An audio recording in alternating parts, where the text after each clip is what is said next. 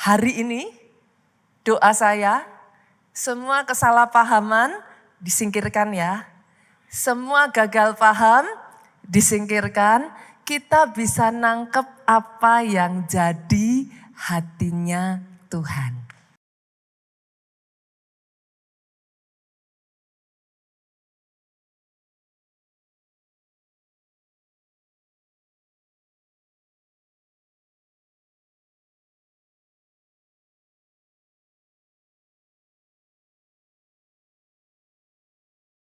Luar biasa. Gak berasa ya tadi saya lihat, udah cantik. Sebentar lagi saudaraku, nanti minggu keempat kita akan merayakan ibadah spesial Imlek. Nah nanti minggu keempat para pelayan Tuhan boleh pakai Cheongsam. Jemaat juga kalau saudara mau pakai boleh. Pakai biar kita merayakan sama-sama ya. Buat saudara yang merayakannya di tanggal 17 besok ya kalau nggak salah ya. Tapi gereja kita akan merayakan sama-sama di tanggal 22. Dan by the way besok di tanggal 14 juga spesial. Valentine. Minggu depan ya. Nah, kita akan merayakan Valentine juga. Hari ini saudaraku saya akan masuk pada bagian yang kedua dari seri firman Financial Wonder. Di bagian yang kedua ini saya akan berbicara tentang satu judul firman, hatinya. Bukan sekedar hartanya. Basically I'm gonna talk about tithing. Saya akan berbicara tentang persepuluhan saudara. Salah satu pilar dari financial wonder. Saya berdoa saudaraku, biarlah melalui firman Tuhan ini semua kesalahpahaman, semua gagal paham yang membuat kita nggak nangkep esensi dasar dari persepuluhan itu dihapuskan. Karena kalau nggak hati-hati, akhirnya saudara, apa? Orang ngasih persepuluhan tapi dengan terpaksa tuh Bu. Atau even if saudara memberikan persepuluhan yang ada akhirnya hanya sekedar sebuah keharusan. Ada sebagian orang bahkan berpikir persepuluhan jadi beban. If not bahkan sebagian berpikir, aduh pastor paling itu juga rekayasanya gereja. Betul ya? Those things happen saudaraku. Rekayasa dari pendeta, Pak. Itu sebabnya hari ini saya ingin mengajak saudara untuk melihat. Sebenarnya pernah kepikiran enggak saudaraku? Hati Tuhan di balik persepuluhan itu seperti apa gitu. Karena yang paling penting justru itu. Hari ini doa saya, semua kesalahpahaman disingkirkan ya. Semua gagal paham disingkirkan, kita bisa nangkep apa yang jadi hatinya Tuhan. Saya akan landasi dengan satu ayat yang sudah sangat terkenal, biasa dipakai ketika berbicara tentang persepuluhan. Kita buka ya Maleakhi 3 ayatnya yang ke-10. Bawalah seluruh persembahan persepuluhan itu ke dalam rumah perbendaharaan. Supaya ada persediaan makanan di rumahku dan ujilah aku firman Tuhan semesta alam. Apakah aku tidak membukakan bagimu tingkap-tingkap langit dan mencurahkan berkat kepadamu sampai berkelimpahan. Kalau saudara membaca Maleakhi 3 ayat 10 ini sejatinya ayat ini berbicara tentang janji berkat Tuhan. Sepakat ya? Tapi hanya gara-gara Pak di bagian depan ada tulisan persepuluhan, tiba-tiba semua orang jadi sensi gitu. Biasanya kalau sudah berbicara tentang berkat semuanya akan bilang amin. Tapi karena ada kata persepuluhan di depan ini, ayat ini jadi ayat yang sering kali dihindari gitu. Hari ini boleh enggak sih? Di tengah tema hiruk pikuk seputar persepuluhan, saya ajak yuk ngelihat latar belakangnya kenapa si Maleaki ini ditulis gitu. Supaya saudara nggak lagi salah paham. Kita lihat dulu dan belajar tentang kitab Maleakinya, Pak. Kitab Maleaki ini, saudaraku, adalah kitab terakhir dari Perjanjian Lama. Boleh nggak saya sebut si bontot dari Perjanjian Lama? Dari kitab Maleaki ini, saudara, sebenarnya Maleaki itu sedang mengadres, Maleaki itu sedang menyoroti dan menegur, Pak. Keadaan kerohanian bangsa Israel yang di zaman itu sedang mengalami kemerosotan. Itu Maleaki. Ini teguran keras kepada bangsa Israel yang kerohaniannya sedang sakit. Itu sebabnya kalau saudara memperhatikan dari Maleaki ke Matius. Itu butuh jangka panjang yaitu 400 tahun. Yang sangat terkenal dengan sebutan masa kegelapan. Why? Karena sejak dari Maleaki ini diperdengarkan saudaraku, bangsa Israel tidak mengindahkan peringatan Tuhan. Di titik itulah bangsa Israel mengalami degradasi, penurunan kerohanian yang sangat parah sampai 400 tahun itu tidak terdengar suara Tuhan. Lalu tiba-tiba saudara membaca kembali dan muncullah sudah di Matius. Maleaki 3 ayatnya yang ke-10 yang baru saja kita baca ini, jangan disalahpahami ya saudaraku, itu bukan inti dasar dari Maleaki. Pasal 3 ayat yang ke-10 itu kayak Maleaki tuh nyenggol gitu loh, gimana sih? Tuhan tuh nyenggol bangsa Israel untuk mereka bisa melihat keadaan yang sudah menurun dan merosot kerohaniannya. Tapi kalau saudara tarik mundur di pasalnya yang pertama, coba saudara boleh buka ya, kita lihat ya. Supaya nanti saudara nggak salah paham gitu. Di pasalnya yang pertama, di sana itu Tuhan itu justru kasih judul di perikop pertamanya itu Tuhan mengasihi Israel. Tuhan tuh ngomong sama seperti bapak dengan anaknya gitu. Sama seperti Tuhan dengan hambanya. Tapi kalau bapak sama anak, emangnya anak tuh gak seharusnya ya memberikan rasa hormat sama orang tua gitu. Tuhan tuh ngomong saudara. Tapi kamu menghina aku kata Tuhan. Bangsa Israel ngomong dengan cara apa kami menghina engkau Tuhan. Tuhan ngomong, no tuh. Kamu ngasih aku persembahan roti tapi rotimu roti cemar. Saudara lihat, itu Tuhan sedang mengadres bagaimana bangsa Israel itu sudah bertindak begitu rupa yang menjadi sebuah penghinaan buat Tuhan. Kamu ngasih aku persembahan dalam bentuk binatang tapi binatangnya buta. Saudara lihat tuh terus turun ke bawah. Kamu ngasih aku binatang, tapi binatangnya timpang, binatangnya cacat. Saudara bisa ngelihat.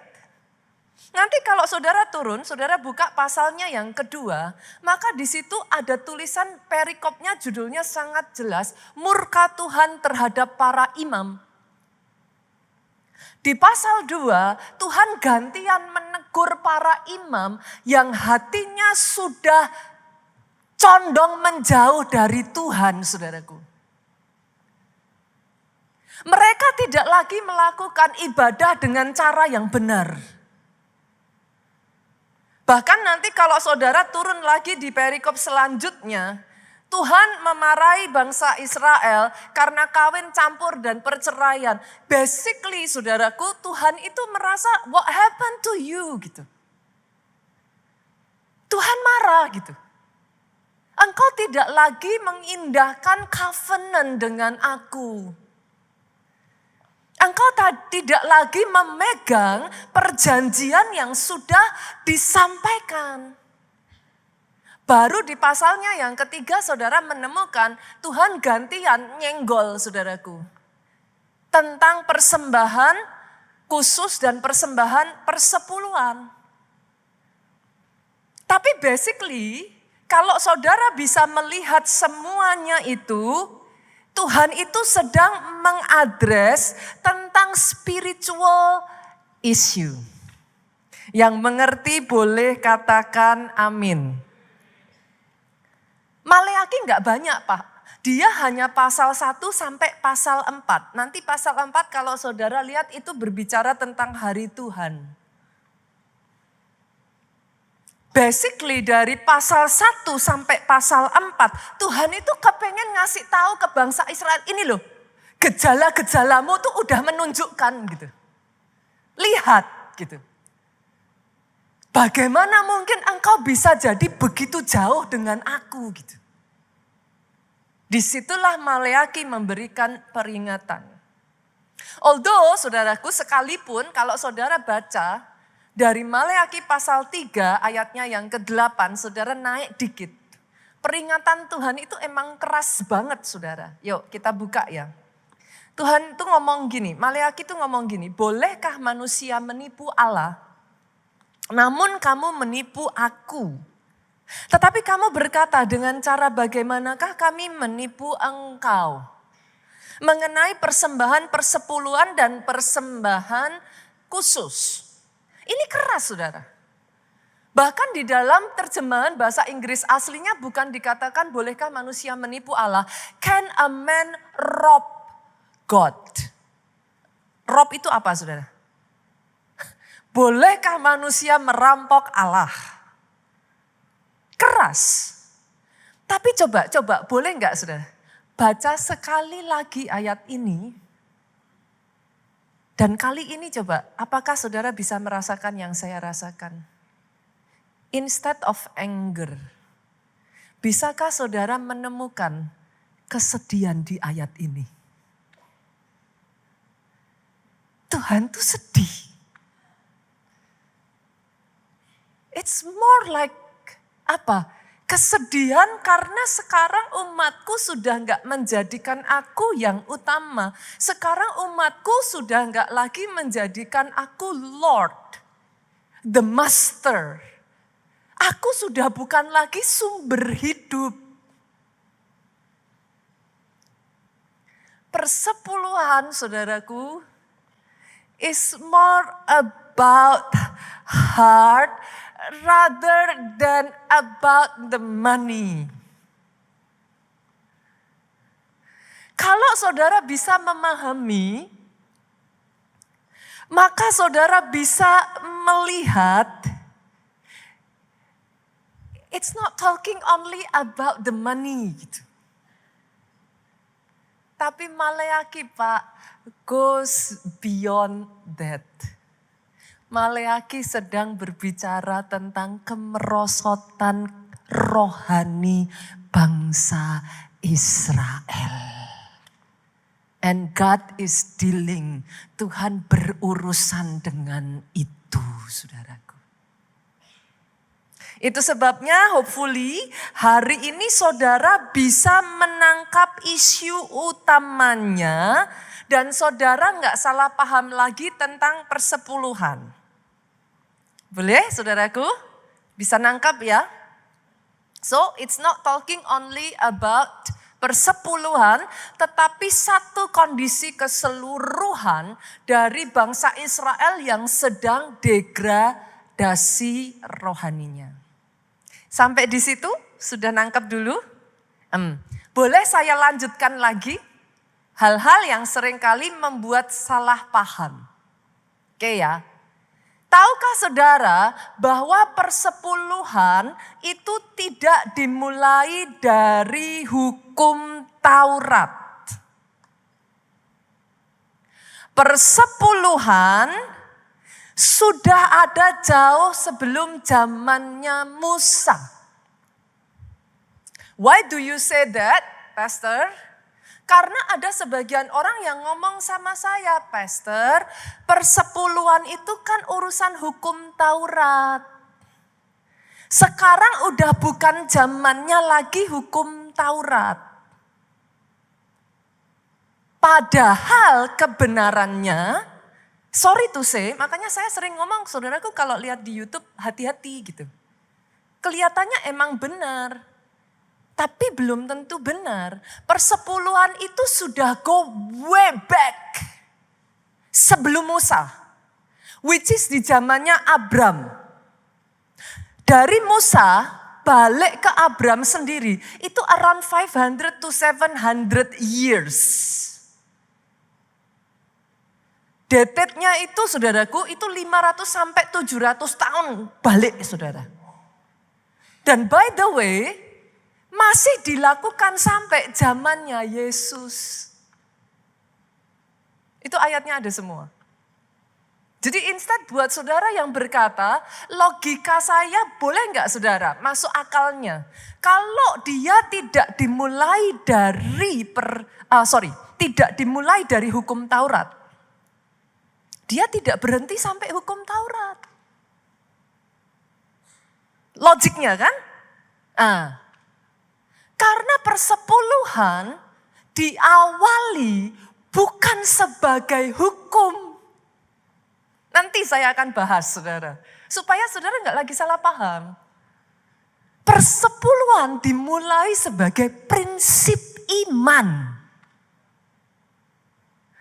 Dari pendahulu leluhur bapak-bapak iman. Yang dimulainya sesederhana dari hati yang mengasihi dan mengakui He is our master. Dia sumber. Jadi buat saya, apa ya saudaraku, ketika persepuluhan ini diperdebatkan, saya itu berpikir di titik mananya ya yang salah gitu.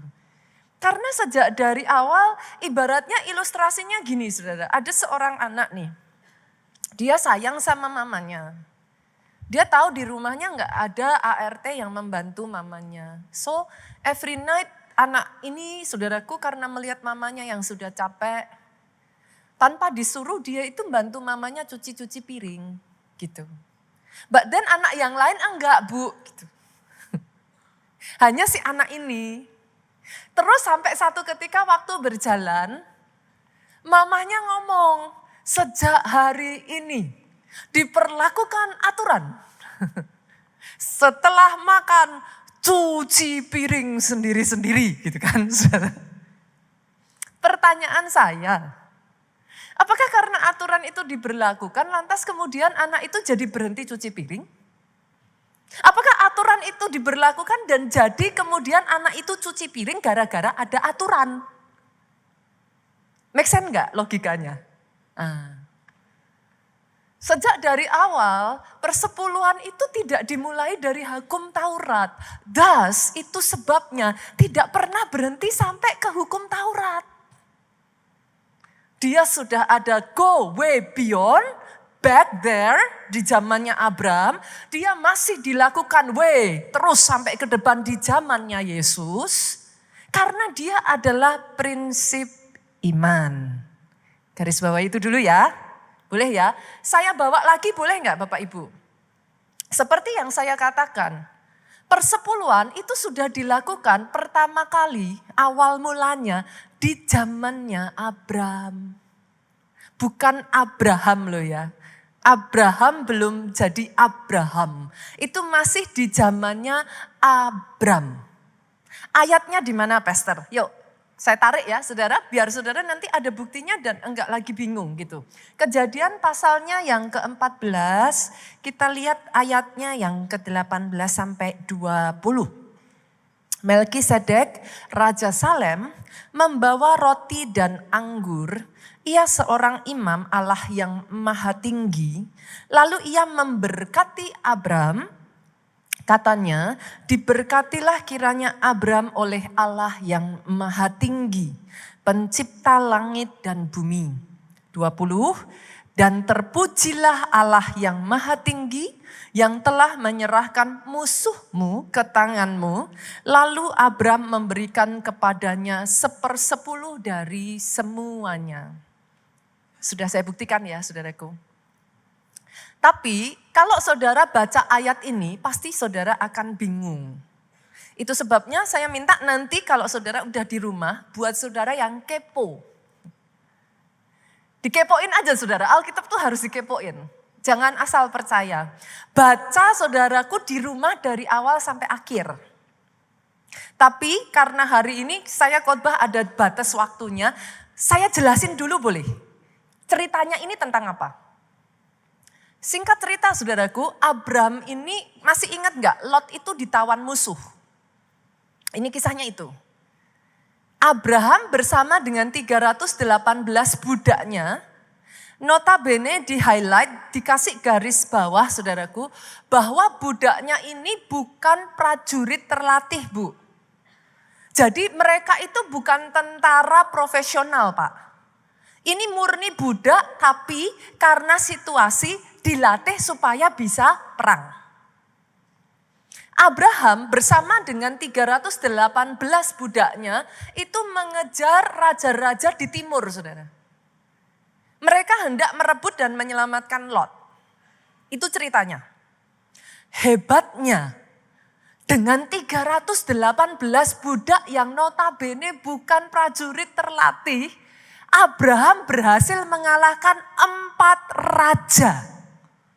Sekaligus menyelamatkan Lot, mendapat sangat banyak harta rampasan. Berapa banyak dari saudara yang setuju dengan saya? It must be God. 318 budak gak bisa apa-apa, cuman dilatih karena terpaksa ngelawan 4 raja dengan tentara sebesar itu. Menang. Kita setuju ya, itu dari Tuhan. Nah, di tengah situasi kejayaan itu, glorious itu Bu, datanglah 2 pribadi kepada Abraham. Yang pertama Raja Sodom. Raja Sodom ngomong sama Abraham gini, nggak ada di ayatnya, nanti saudara ayatnya bukan di sini, nanti saudara baca sendiri kalau saudara mau kepoin biar penasaran gitu. Raja Sodom ngomong sama Abram, kamu hebat. Kasih aku orang-orangmu itu. Notabene Raja Sodom ini diselamatkan sama si Abram saudaraku. Kasih aku orang-orangmu, aku akan mengganti dengan sangat banyak harta. Ini tawaran yang menarik kan saudara? Tawaran yang tidak bisa dilewatkan. Tapi tengah si Raja Sodom ini ngomong, datanglah Raja Salem, Melkisedek, imam Allah yang maha tinggi, saudara. Pada saat Raja Salem itu datang, dia ngomong ini. Terpujilah Allah yang maha tinggi, yang telah menyerahkan musuhmu ke tanganmu. Ternyata Pastor, urusannya apa dengan persepuluhan? Perkataan Raja Salem ini sepersekian detik menyadarkan Abraham kembali. Di titik sepersekian detik ini, Abraham disadarkan bahwa kemenangan ini bukan karena aku hebat. Kemenangan ini bukan karena strategiku. Kemenangan ini bukan dari kebesaranku. Tapi pemberian Tuhan. Bahkan Abraham mengatakan kepada kepada Raja Sodom, saudaraku, aku tidak akan menerima pemberianmu supaya jangan engkau berkata, Raja Sodomlah yang membuat Abraham menjadi kaya. Di titik itulah Alkitab mencatat, lalu Abram memberikan kepadanya 1/10 dari semuanya. Saudara bisa nangkep gak penjelasan ini? Pak, persepuluhan itu lahir dari satu prinsip iman yang menyadari Tuhanlah sumber segala kemenangan, sumber segala berkat, sumber segala kehidupan.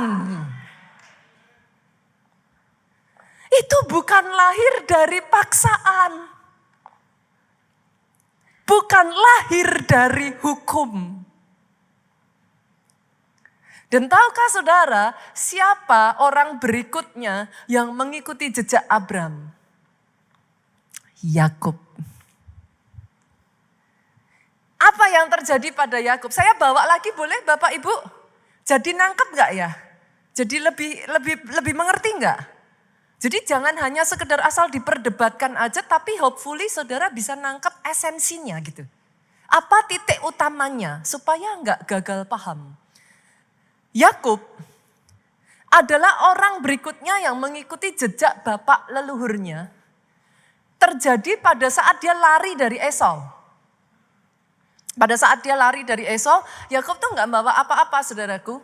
Di dalam pelarian itu Pak, Alkitab mencatat Yakub itu bahkan menggelandang saudara dari satu padang gurun ke padang gurun, saudaraku, dia lari. Dia nggak bawa apa-apa selain baju yang melekat di badannya dan satu tongkat. Bahkan Alkitab mencatat dia tidur beralaskan batu. Maaf Bapak Ibu, ada di sini yang keadaannya lebih parah dari Yakub. Saudara tidur beralaskan batu. Senggol kiri kanan, Tuhan sudah memberkati engkau luar biasa. Kita alasnya bantal empuk. Yang semangat aminnya yang paling keras. Enggak ada di sini yang tidur di atas batu.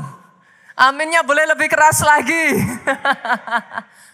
Nah, di tengah keadaan itulah, kalau saudara nanti baca, kita buka ya saudaraku. Tuhan memberkati Yakub. Yakub itu ngalami perjumpaan pribadi dengan Tuhan. Kita lihat, Kejadian maju ya. Kejadian pasalnya yang ke-28, saudaraku, kita lihat ayatnya yang ke-15. Tuhan ngomong, sesungguhnya aku menyertai engkau. Aku akan melindungi engkau kemanapun engkau pergi. Aku akan membawa engkau kembali ke negeri ini. Sebab aku tidak akan meninggalkan engkau. Ini Tuhan berjanji sama Yakub. Melainkan tetap melakukan apa yang kujanjikan kepadamu. Di momen itu, kalau saudara masih ingat, pernah nggak baca di dalam Alkitab bagaimana Yakub melihat tangga naik sampai ke atas surga. Di situ dia melihat malaikat turun naik dari tangga itu. Disitulah for the first time Yakub mengalami perjumpaan pribadi dengan Tuhan, saudara. Kalau tadinya buat Yakub, Allah yang dia sembah itu adalah Allahnya Abraham dan Ishak bapaknya. Tapi di momen inilah saudara, ketika dia melihat malaikat turun naik itu, keesokan harinya dia bernasar. Kita buka ya, ayatnya yang ke-20 sampai ayatnya yang ke-22. Lalu bernasarlah Yakub, jika Allah akan menyertai dan akan melindungi aku di jalan yang kutempuh ini. Memberikan kepadaku roti untuk dimakan dan pakaian untuk dipakai. Sehingga aku selamat kembali ke rumah ayahku. Maka Tuhan akan menjadi Allahku. Saya nggak tahu berapa banyak di sini yang engkau hadir karena your parents. Engkau beribadah because of your family, keluargamu mengharuskan. Tapi boleh nggak sih hari ini saudaraku saya berdoa di tempat ini ya. Tuhanmu bukan dari kata orang. Saya berdoa sama seperti Yakub. Engkau mengalami perjumpaan pribadi dengan Tuhan. Itu bukan lagi Allahnya Abraham, itu bukan lagi Allahnya Ishak, tetapi Tuhan menjadi Allahku. Dan batu yang kudirikan sebagai tugu ini akan menjadi rumah Allah. Dari segala sesuatu yang engkau berikan kepadaku, nah ini, disinilah Yakub ngomong saudaraku. Akan selalu kupersembahkan 1/10 kepadamu. Saudara bisa ngelihat gak ya? Ini nih deklarasi iman loh. Yakub punya apa? Kok berani-berani ngomong ini? Dia gak punya apa-apa. Tapi di titik ini dia ngomong, dari segala sesuatu yang engkau berikan kepadaku. Kalimat ini sejujurnya saudaraku sedang mengatakan kepada Tuhan, kalau nantinya di kedepan hari aku yang gak punya apa-apa ini jadi punya sesuatu asalnya dari engkau. So hopefully saudara bisa melihat it is more, ini berbicara lebih tentang prinsip iman. Hai, sekarang saudara bisa ngerti kenapa saya sedih kalau ini diperdebatkan. Karena ini lahirnya bukan dari hukum. Ini lahirnya dari seorang yang dari desperation-nya, dia tidak tahu what to do, hanya kenal Tuhan dari bapak leluhurnya. Tapi sekarang dia menghadapi satu titik di mana dia nggak punya siapa-siapa. Di situ mulutnya berkata, kalau aku yang nggak punya apa-apa ini aku diberkati, aku akan mengakui engkau Tuhan atas semua yang ada atas hidupku. And because of it, aku memberikan 10/10. Sampai di sini make sense Bapak Ibu? Hopefully nggak salah sangka lagi ya. Jangan takut ya, saya sedih loh kalau udah tentang persepuluhan terus pada takut. Persepuluhan terus pada menghindar, lah ya kenapa toh saudara? Betul? Dari 2 kisah ini, saya kepengen mengajak saudara belajar ada titik-titik tentang persepuluhan yang saudara bisa pelajari dari 2 kisah baik Abram maupun Yakub ini. Yang pertama, saudaraku, bahwa persepuluhan sejatinya adalah lahir dari revelation, pewahyuan, bukan paksaan atau kewajiban. Itu munculnya Abraham sampai ngomong, aku bukan mau di Abraham tuh nggak ada yang maksa loh saudaraku. Siapa yang maksa? Nggak ada yang mewajibkan. Itu keluar dari hatinya yang paling dalam. Pada saat sepersekian detik dia diingatkan oleh Raja Salem, Tuhanlah yang memberikan engkau kemenangan. Dari situ dia ngomong sama Raja Sodom, aku gak akan terima hartamu supaya jangan orang nantinya berkata Sodomlah yang membuat Abram menjadi kaya. Persepuluhan haruslah lahir dari revelation, bukan paksaan. Itu sebabnya di gereja kita ya saudaraku bicara tentang persepuluhan ini. Saudara, berapa banyak yang sudah berjemaat di sini lebih dari 10 tahun angkat tangan? Oke, saya lihat tangan-tangan terangkat. Ada lagi. Ada nggak yang sudah berjemaah di sini lebih dari 15 tahun? 15 tahun agak susah ya saudara, gereja kita juga. 10 tahun lah, sampai di situ aja. Bagi saudara yang angkat tangan tadi, boleh angkat tangannya lagi? Oh, 15 tahun katanya. Kita kasih tepuk tangan. Karena Pak Didi udah dari Solo sih. Udah sejak dari Solo. Saya tanya Pak Didi, sejak dari zaman Solo, pernah nggak ditelepon sama pendetanya, Pak Didi sorry belum ngasih persepuluhan? Gini katanya. Sorry saudaraku, karena di gereja ini kita sangat menghargai. Itu antara saudara dengan Tuhan. Itu urusan masing-masing. Gak pernah ada paksaan. Itu sebabnya hari ini tanggalkan semua tameng. Tanggalkan semua beban. It's between you and your God. Karena persepuluhan seharusnya lahir dari hati yang menyadari Dia sumber dari semua berkat dalam hidupku. Boleh ya, garis bawahi ini ya. Sejak dari hari ini keluarga Allah kalau mau diajak debat urusan persepuluhan, bilangnya apa?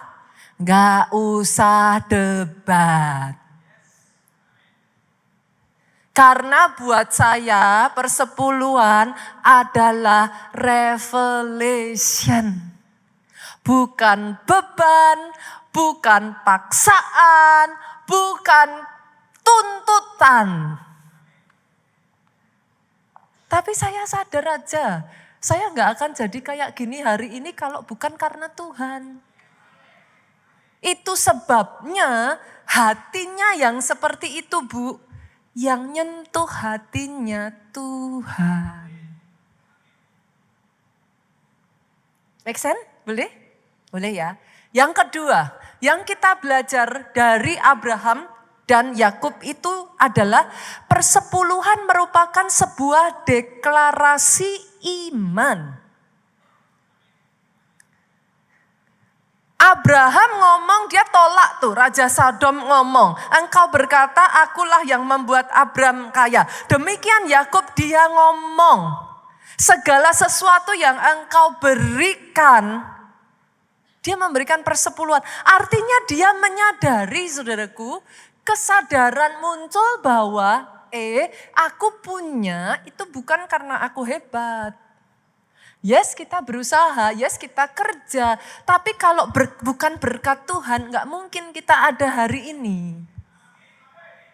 Saya kasih ilustrasi simple ya. Berapa banyak di sini yang sudah punya anak? Coba lambaikan tangannya. Oke. Orang tua yang sudah punya anak tentunya setuju dengan saya.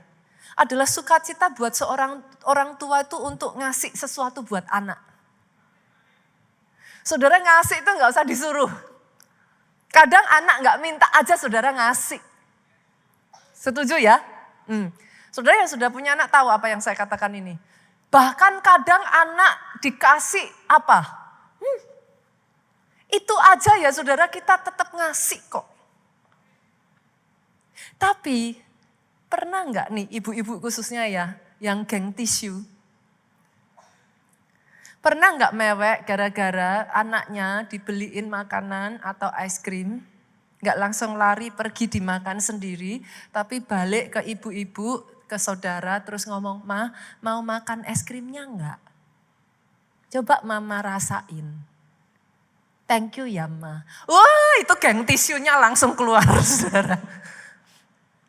Itu bukan masalah apa sih kayak gimana saudara, itu bukan keharusan untuk anak itu balik. Tapi ketika anak itu ngelakuin itu sebagai seorang ibu yang kita ngasih, orang seluruh es krimnya aja kita kasih kok. Kita nggak perlu ngambil es krimnya dia, kita mau ngambil beli sendiri juga bisa. Tapi ketika itu anak ngasih barang cuman secumit aja, itu meleleh di hati. Itu seolah-olah seperti kayak deklarasi dan understanding. Dia mengakui ini dari mami. Aku dapat karena Mami kasih. Bisa ditangkap Bapak Ibu? Saya berdoa ya saudara. Boleh gak sih mulai hari ini ya. Saudara gak ada lagi di dalam nama Yesus saya berdoa ya. Saya tahu bahwa ada luka-luka. Saya tahu, saya tidak menutup mata saudaraku. Yes, ada yang memanfaatkan, ada yang punya niatan gak baik. Saya tidak menutup mata terhadap itu. Tapi hari ini saya berdoa loh, firman Tuhan ini menghapus semua kecurigaan, menghapus semua semua hal-hal yang jadi gak baik gitu tentang persepuluhan. Padahal it was not meant to be like that gitu. Sejak dari hari ini berbicara tentang persepuluhan, saudara ngerti itu lebih tentang hatinya daripada hartanya. Sepakat ya? Pelajaran yang ketiga Bapak Ibu, tentang persepuluhan kita belajar dari Abraham dan Yakub. Persepuluhan sejatinya mengubah arah hati. Dari aku menjadi Tuhan. Pada saat Abraham memberikan persepuluhan, dia itu sadar sepersekian detik dia lupa, dia berbangga. Kalau aku sampai kayak gini nih ya, gak heran orang aku kerja keras kok. Aku ngelatih loh, itu sampai segitu loh, budak aja bisa menang loh, ngelawan prajurit. Itu siapa? Tapi persepuluhan itu meluruskan lagi, kita tuh ngomong, semuanya dari Tuhan. Itu prinsip yang bisa dipelajari dan membuat Tuhan senang. Kenapa saudaraku? Karena hatinya Abraham dibuat jadi rendah hati Pak. Dijaga, tetap bergantungnya sama Tuhan. Bukan kalau sudah diberkati babai Tuhan. Bukan kalau sudah merasa mampu babai Tuhan. Di kota Solo pernah ada satu kesaksian. Seorang pengusaha restoran Jepang, saudara, diberkati Tuhan luar biasa. Awalnya permulaannya very humble. Dia datang ke gereja kita bukan siapa-siapa, dia benar-benar dari nol saudaraku. Dia setia terus mengikuti setiap firman yang disampaikan, satu demi satu dia kerjakan. Sampai akhirnya Tuhan berkati orang ini sedemikian rupa. Dia punya 6 gerai restoran Jepang di 6 mall terpisah saudara. Bahkan dia baru mempersiapkan diri untuk ekspansi ke kota-kota lain. Di titik itulah dia bercerita, dia mulai lupa. Dia lupa Tuhan dan dia mulai meninggalkan ibadah, dia mulai kayak beralasan. Saudara sepakat gak dengan saya? Jarak jauh tidak jadi masalah kalau hatinya. Tapi jarak jauh yang sama jadi masalah kalau hatinya berubah. Betul? Nah, capek yang sama gak masalah kalau hatinya. Tapi capek yang sama jadi masalah, bukan capeknya, tapi hatinya. See? Bapak ini bercerita, akhirnya dia alasan inilah, alasan itulah, dia nggak lagi ibadah lah, dia nggak lagi pelayanan lah, segalanya dia tinggalkan lah. Sampai tanpa sadar dia lupa saudaraku, dia sudah jauh sekali dari Tuhan. Di momen itulah Tuhan izinkan pandemi terjadi. Satu demi satu gerainya tadi itu ditutup saudaraku. Dia bercerita sampai harus makan dengan menjual rongsokan. Dia diizinkan jatuh sedemikian rupa. Pada titik terendah itulah saudara dia tuh ngalami berhutang sampai miliaran rupiah. Dia sudah gak tahu lagi what to do. Satu kali dia lewat lagi di gereja kita dan dia diingatkan Tuhan. Dia datang ke Pondok Daud dan di situ dia tersungkur, dia minta ampun kepada Tuhan. Dia nangis sejadi-jadinya, dia ngomong, Tuhan, Tuhan, ampuni aku. Aku lupa. Dari mana semuanya ini aku lupa. Di titik itu saudaraku, dia mulai bangun lagi. Dia mulai bangun kehidupannya dengan keadaan yang ya sudah begitu, saudara mau bagaimana lagi, ya sudah memang sudah hancur berantakan. Pelan-pelan dia mulai ikuti lagi satu-satu. Dia rajin beribadah lagi. Dan dia berkata, Tuhan, dengan seberapa yang aku punyai, aku berjanji. Sama seperti Yakub ini, saudara, dia berkata, kalau engkau memberkati aku, dari semua yang aku dapat, aku memberikan 1/10 buat engkau. Apakah menurut saudara Yakub langsung tiba-tiba jadi kaya? Enggak. Dia ngalami prosesnya kok. Tapi hari itu menjadi satu lembaran baru di dalam kehidupan Yakub, di mana dia berkata, Tuhannya bapakku sudah bukan lagi Tuhan bapakku, tapi Tuhanku. Dan aku tidak mau lagi berjalan dengan kekuatanku sendiri. Mulai hari ini aku mau berjalan bersama dengan Tuhanku. Itu satu lembaran yang baru saudaraku. Dia tidak lagi berjuang sendiri. Dan dia berkata betapa beratnya saudaraku karena alih-alih ngasih itu untuk persepuluhan, dia bisa ngasih itu untuk membayar hutang. Dia cerita saudaraku. Up till now, kisah ini sudah berlanjut by the way. Tuhan berkati dia, saudara. Dia sudah punya 2 gerai restoran Jepang. Yang amazingnya, dengan 2 gerai ini penghasilannya lebih dari 6 gerai yang dia dapatkan sebelumnya. Tahun ini saya, karena orang Solo saudaraku, beberapa tahun lalu saya menceritakan kisah ini di Solo. Kebetulan ada yang kenal orangnya dan cerita. Orangnya ngomong, tahun ini saya buka 2 gerai lagi katanya. Dan dia bercerita saudaraku, pas di akhir tahun lalu ya saudara, dia bercerita hutangnya sudah hampir lunas.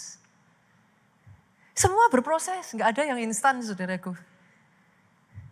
Tapi ketika engkau meluruskan hatimu, fokusmu, Dia yang utama, Dia sumbernya, maka Dia akan meluruskan jalan hidupmu.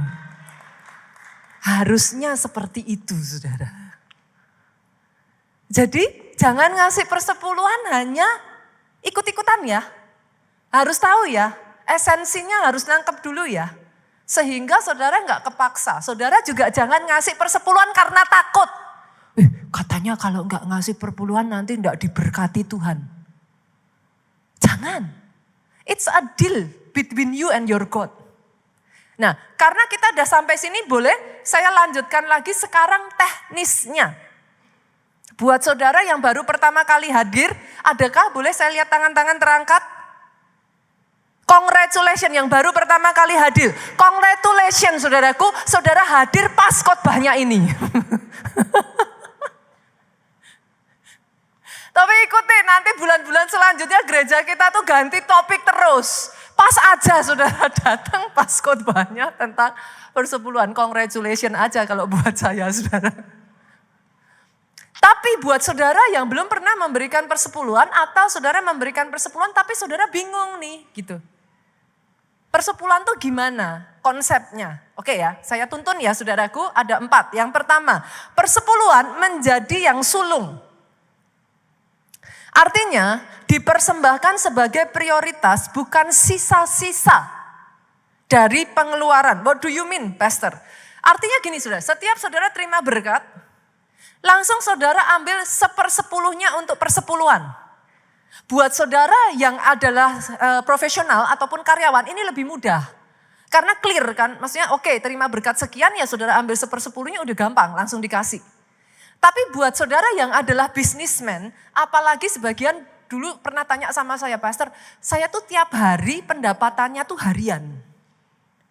Bahkan tiap hari bisa beda-beda. Nah untuk yang seperti itu, saudara cari caranya saudara, intinya gini saudaraku. Kenapa persepuluhan itu menjadi yang pertama? Karena nomor 1, itu jadi prioritas.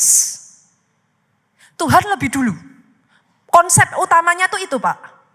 Dia prioritas. Karena dia prioritas, next berikutnya, dia jadi menentukan arah hati. Maksudnya gimana, Pastor? Maksudnya gini, saudara. Jangan karena saudara udah ngasih 10%, terus saudara gini, yang 90 terserah saya. Saya pakai dugem, saya pakai apa, saya pakai judi, saya pakai apa, terserah saya. Yang penting kan gereja tahu 10% aja beres kan. Saya tuh kadang kalau ada jemaat yang ngomong gitu, saya tuh ketawa loh, saudara. Seperti apa sih pemikiran? Saudara, 10% saudara kasih buat Tuhan, itu artinya saudara mengakui 90%-nya digunakan untuk mempermuliakan nama Tuhan. Yang sepakat katakan amin. Jangan dipakai yang aneh-aneh. Justru karena itulah diprioritaskan. Nih yang ketiga ya, dia menguduskan sisanya. Maksudnya gimana? Dia jadi mengingatkan saudara. Ini milik Tuhan. Tuhan pemilik, kita pengelola. Lah ya enggak boleh, jangan dipakai buat mabuk-mabukan. Jangan terus saudara pakai malah judol. Judi online. Yang penting saya udah persepuluhan, Pastor. No. Make sense? Boleh ya? Nangkap ya? Yang kedua, yuk. Yang kedua. Persepuluhan diberikan di rumah Tuhan. Maleakhi 3 ayat 10 tadi. Berikan ke rumah perbendaharaan supaya ada roti. Maksudnya, saudara maksud gak? Ada roti apa? Untuk semuanya ini bisa berjalan, semuanya itu membutuhkan pendanaan Bapak Ibu. Supaya terus firman itu diberitakan. Makanya persepuluhan diberikan ke rumah perbendaharaan. Gereja lokal. Oke, jangan berikan persepuluhan saudara ke saya. Saya garis bawahi. Biar enggak ini. Persepuluhan dikasih ke siapa? Gereja lokal. Oke?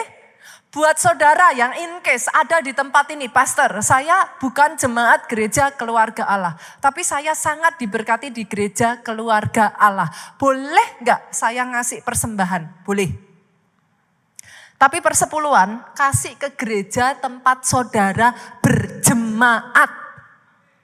Bertumbuh di sana, makan dari sana, dan bertumbuh rohanimu dari sana. Kok pendeta ini agak lain ya? Loh, saya juga gak mau kesalahan saudara. Perkara saudara mau suka-sukanya saudara, saya juga gak tahu. Ngecek juga enggak gitu. Tapi saya juga gak mau mengajarkan yang salah. Berikan itu di rumah gereja lokal tempat engkau bertumbuh. Tapi saya jengkel sama pendetanya, Pastor. Itu enggak urusan saudara jengkel, enggak jengkel dengan pendetanya. Itu urusan kebenaran firman Tuhannya. Ini kadang jemaat tuh lucu-lucu soalnya saudara. Saya tuh heran. Ada juga yang, udah Pastor biarin saya ngasih persepuluhan ke yatim piatu. Saya tuh ngerti saudaraku, saya udah pernah menjelaskan yang ini ya. Zaman bangsa Israel tuh ada 3 macam persepuluhan. Jadi saudara jangan debat saya dan saudara bilang tuh ada ayatnya. Ya betul memang. Jadi zaman dulu itu ada 3. Persepuluhan saudara sekarang cuma 1. Zaman dulu 3. Nah loh habis malahan saudara. 1 ke rumah perbendaharaan, 1 kepada yatim piatu, janda miskin. Janda miskin saudaraku. Garis bawahi. Dan yang ketiga adalah untuk acara-acara khusus. Di zaman itu ada yang namanya pondok daun, apa segala macam. Nah itu untuk itu saudara. 3. Jadi biar saudara juga enggak salah ya nanti. Berarti gimana Pastor kalau saya mau ngasih untuk yatim piatu masa enggak boleh? Boleh, tapi itu bukan persepuluhan. Senggol kiri kanan, kenapa sih nggak dijalanin aja yang bener gitu. Kok suka-sukanya sendiri gitu. Ikuti gitu saudara, seperti apa aturannya tuh diikuti gitu. Oke ya, oke kita lanjut lagi biar penangkapannya nggak salah. Yang ketiga, persepuluhan dikembalikan dengan sikap hati yang baik, jujur, dengan ketaatan. Udah saudara, gimana ngomongnya? Gak usah tawar-tawaran. Toh saudara ngasih berapa penghasilan saudara saya gak tahu. Itu urusan saudara dengan Tuhan.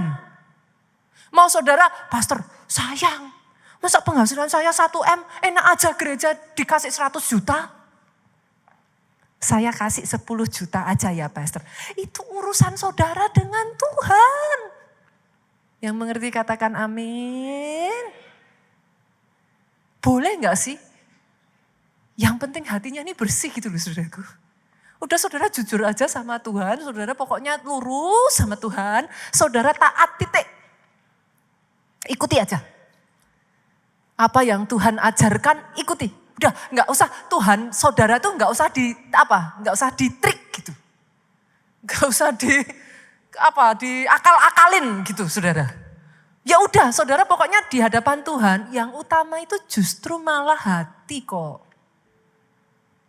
Kalau nanti malah justru yang hatinya ini malah apa ya saudaraku, sayang, kalau buat saya sayang.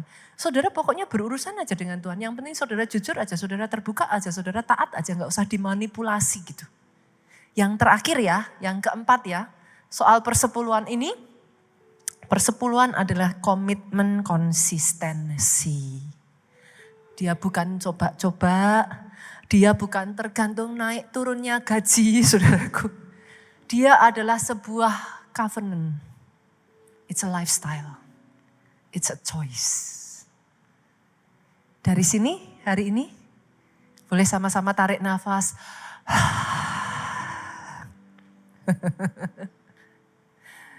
Saya bersyukur saudaraku. Gak ada lagi kecurigaan ya, gak ada lagi. Semuanya bisa memahami, biar diluruskan. Nanti kalau saudara bingung mau jelasin daripada salah, saudara kasih aja YouTube-nya gitu aja sudah beres. Saya mau diserang juga gak apa-apa, ya sudah. Mau diperkarakan apanya ya sudah. Yang penting bagian saya sebagai seorang hamba Tuhan mengajarkan kebenarannya. Yang melakukan saudara tidak ada paksaan. Sepakat? Bangkit dulu yuk.